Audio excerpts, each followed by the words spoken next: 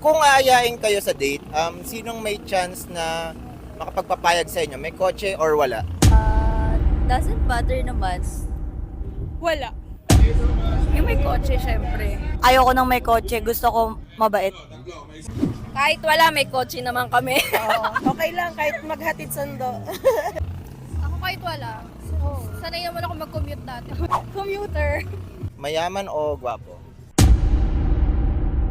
Gwapo po. Mayaman. Wala bang ugali dyan sa choices? Gwapo? Mayaman.